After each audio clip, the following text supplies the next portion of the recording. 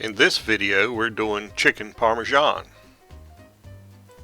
a delicious low-carb classic.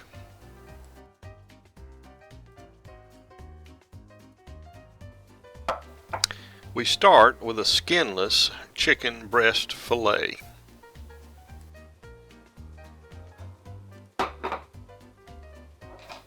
We want to start by trimming off any excess fat or stringy ends. This is a large chicken breast, so I'm going to weigh it, and it weighed in at 12 ounces. So I'm going to divide it in two, and then I'll make two nice 6-ounce portions. Holding it with one hand, using a sharp knife, carefully divide the chicken breast into two equal portions, or as equal as you can get them. Well, that wasn't quite perfect, but it's good enough. We're going to pound them flat next anyway.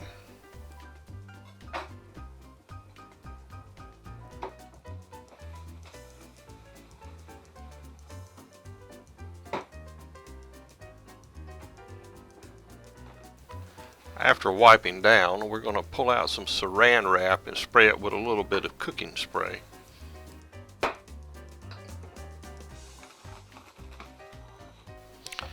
Then we're going to place each chicken breast half on top of the cooking spray, and we're going to spray each half with a little bit of cooking spray as well, making sure to wipe our hands each time we've touched raw chicken.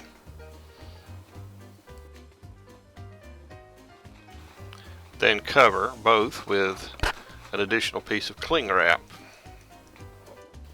Using a meat mallet or something flat like a rolling pin, we want to pound each piece of chicken to a uniform depth of about 1/4 of an inch. This is a common culinary technique that's used in preparations like Swiss steak or veal milanese. We're going to set up our breading station, and we're going to start by beating a teaspoon of baking powder into the 2 whole eggs that we're going to use for our egg wash. We're also going to add in a pinch of cayenne pepper to taste, entirely optional, but cayenne pepper always gives a little back end flavor. It's a nice addition to any dish.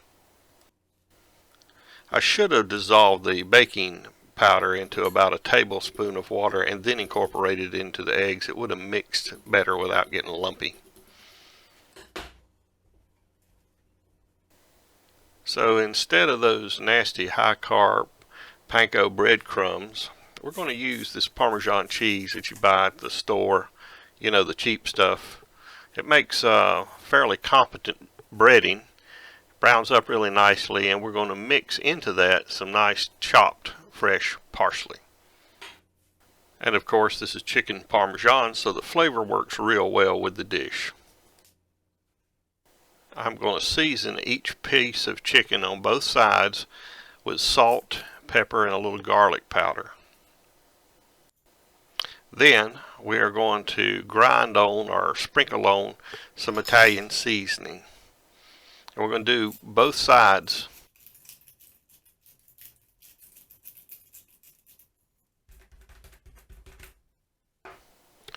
After the seasoning, we're going to dust lightly with coconut flour.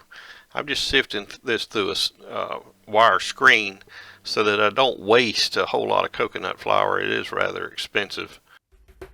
Pat the coconut flour and herbs into the meat, and then invert and do the other side. This step goes rather quickly as long as you have everything in reach, or in the culinary term we call a mise en place, where you have all your ingredients in their place.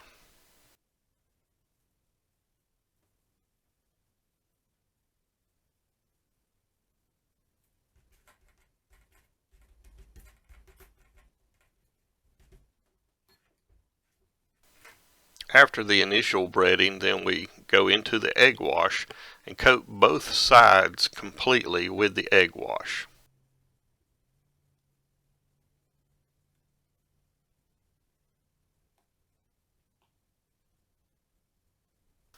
After the egg wash, we go into the Parmesan cheese and parsley mix, coating both sides thoroughly.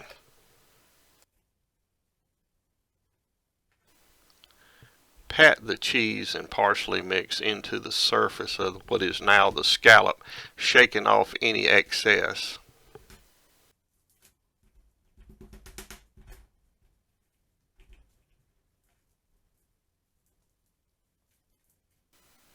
Then remove the scallop to a sheet pan. In this case, I'm using a sheet pan with a wire rack. This can all be done ahead of time and placed in the refrigerator to wait for the final preparation.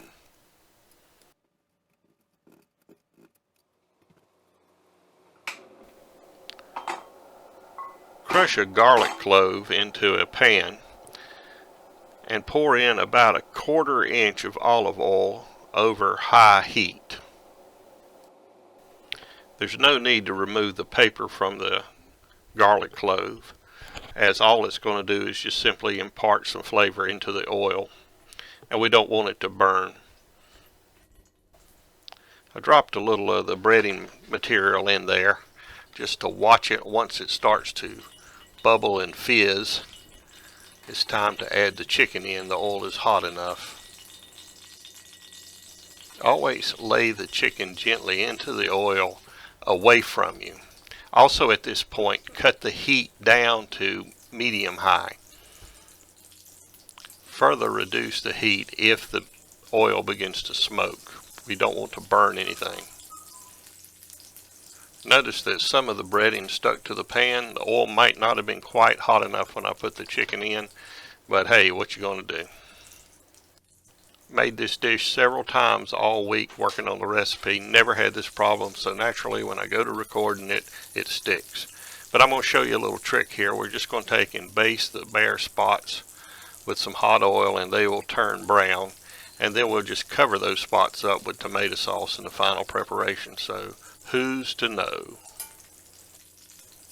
It's going to take between 2 and 3 minutes per side. Just keep an eye on it. Again, you don't want to burn anything. If it should start to get too hot, just simply cut the gas off, or if you got an electric stove top, remove the pan from the burner until it cools down and adjust the burner down. I pick up the ends with a spoon or a spatula just to kind of check and see how the browning's coming along and when it's ready to flip. In this case, look at that. That's just beautiful. That's perfect. That's what we want to see right there.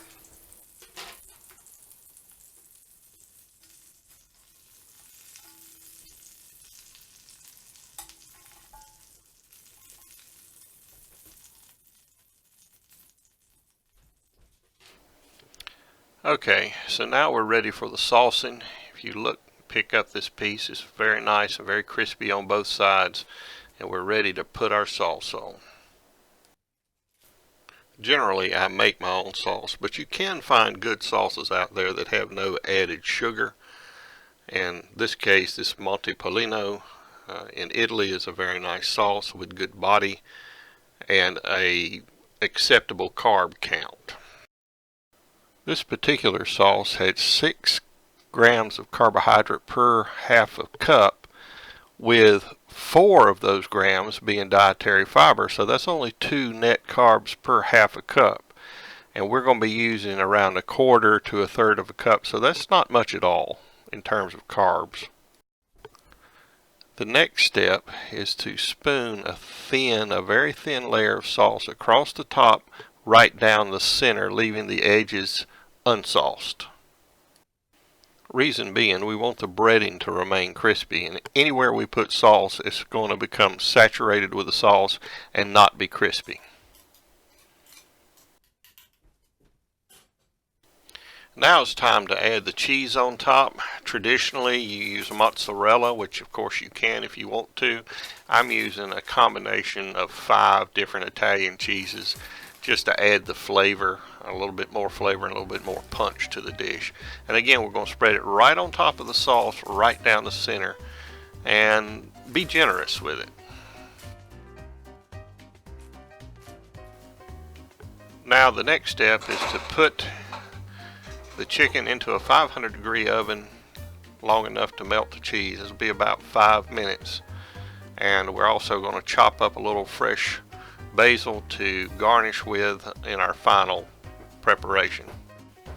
While the cheese is being melted in the oven, make sure to heat up the remaining sauce either on the stovetop or in the microwave so it's good and hot for the final saucing. Okay, it's time to plate up. Careful, they're hot. I'm serving this with an accompaniment of braised and then sauteed broccoli rabe, which is kind of traditional, and I'll do a video on that as well. It's really quite easy.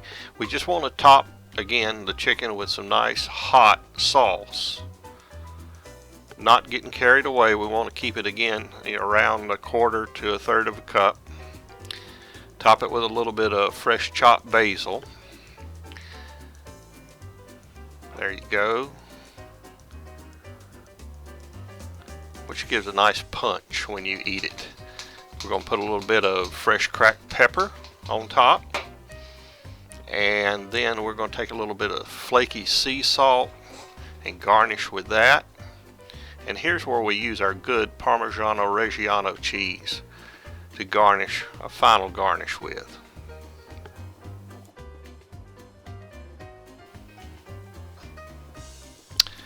Add in a couple lemon slices and you're ready to go. There you have it. Low carb chicken Parmesan. For these and other recipes, please see my website at cheftylermacon.com. Thank you.